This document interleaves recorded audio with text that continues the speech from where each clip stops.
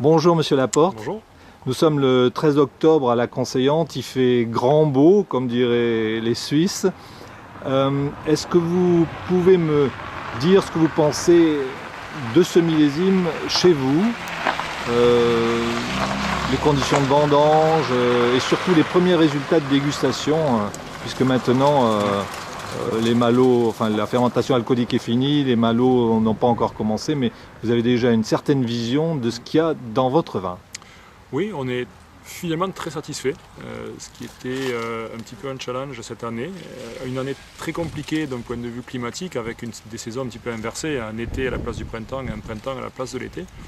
Ce qui a impliqué chez nous de protéger les réserves au maximum, donc pas d'effeuillage, des vendanges en verre très limitées aussi, vu les canicules et les sécheresses qui étaient déjà annoncées au printemps dernier.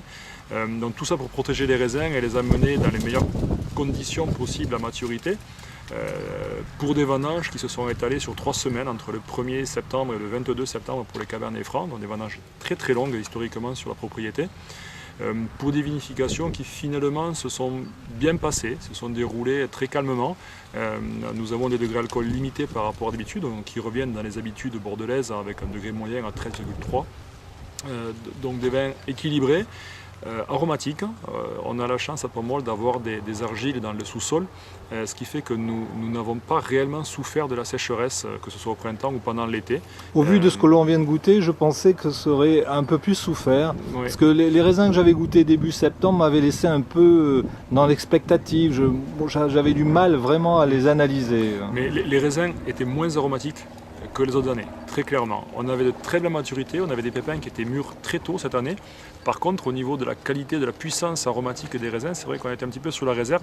Donc c'est pour nous, comme je vous le disais au tout début, plutôt une bonne surprise que d'avoir des vins aromatiques, élégants, avec de très belles acidités. Ça sera, je pense, une des caractéristiques du millésime. On a de très belles acidités et avec un degré alcool pH limité. 3,6 quoi. pH 3,6, donc c'est ça, on a des acidités qui sont plutôt intéressantes.